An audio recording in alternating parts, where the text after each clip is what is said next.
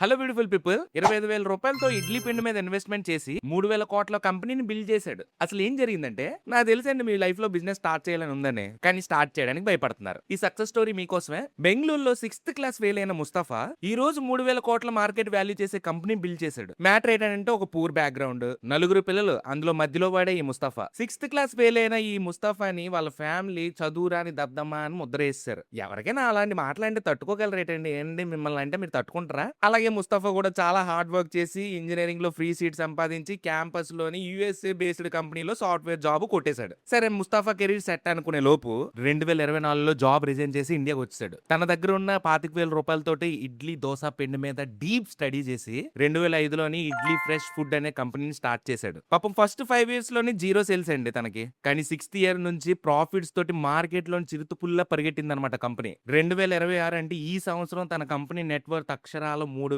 కోట్ల రూపాయలు. ఈ రియల్ లైఫ్ స్టోరీ మీకెందుకు చెప్తున్నానంటే మన ప్యాషన్ మీద నమ్మకం పెట్టి ఆ కంఫర్ట్ జోన్ దాటి ఒక అడుగు ముందుకేస్తే మన లైఫ్ ని పూర్తిగా చేంజ్ చేసుకోవచ్చు. కానీ నువ్వు ఆ సక్సెస్ చూడాలంటే ఫస్ట్ నువ్వు ఒక అడుగు ముందుకేయాలన్నమాట. కలలు కనండి, రిస్క్ చేయండి. నా లాస్ట్ పాయింట్ ఏంటంటే మీ మీద మీకు నమ్మకం ఉంటే మీరు ఏదైనా సాధించగలరు. నేను మీ మిడిల్ క్లాస్ సైనింగ్ ఆఫ్ జై హింద్, జై శ్రీరామ్, బాబాయ్.